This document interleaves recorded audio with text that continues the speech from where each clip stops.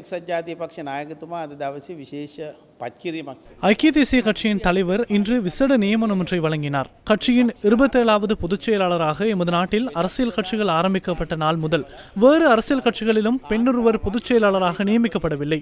முன்னாள் அமைச்சரவை அந்தஸ்துள்ள அமைச்சரான சட்டத்தரணி தலதா அத்துகோர்ல ஐக்கிய தேசிய கட்சியின் பொதுச் செயலாளராக இன்று முதல் நியமிக்கப்பட்டுள்ளார். ஐக்கிய தேசிய கட்சியின் தலைவர் தலைமையில் கடந்த 2 மாதங்களாக கலந்துரையாடி அதேபோன்று நாட்டில் ஏற்படவுள்ள அரசியல், பொருளாதார, சமூக மாற்றங்களுக்கு தேவையான வழியை ஏற்படுத்துவதற்கான வேலை திட்டம் ஒன்றை நாம் ஆரம்பித்துள்ளோம். அதற்கான ஆவணம் இவ்வாறு இறுதியில் கட்சியின் தலைவரின் அனுமதியுடன் வெளியிடப்படும். ආරම්භ කිරීමට නියමිතව තිබෙනවා. முன்னாள் பொதுச் செயலாளர் பாலித ரங்கே பண்டார தொடர்பிலும் இதன்போது ஊடகவியலாளர்கள் வினவினர். தான் பதவி விலகவில்லை எனவும் தொடர்ந்தும் பதவியில் இருப்பதாகவும் அவர் இறுதியாக பங்கேற்ற ஊடக சந்திப்பில் தெரிவித்திருந்தார். பதவி விலக்கப்பட்டாரா? එහෙම දෙයක් නෙවෙයි අපේ.